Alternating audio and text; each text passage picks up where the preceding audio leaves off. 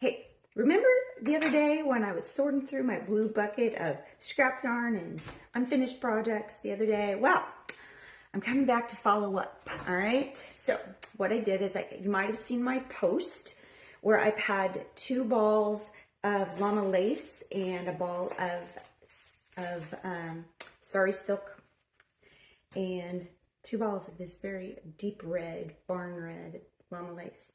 So this is what I did. I'm going to follow this up here. Get you caught up. I crocheted this base, and this is just a simple double crochet, row upon row of double crochet until the yarn was gone. And I used a rather large hook. This is llama lace. This is a fingering weight yarn. It's very small, but I used a K hook, and that's a pretty good size hook for the size of the yarn. And I did that on purpose because I knew it would give it this really open look, which I wanted.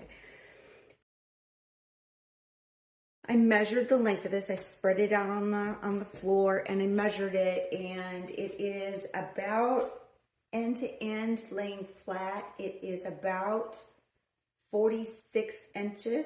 But because it stretches up to 60 inches.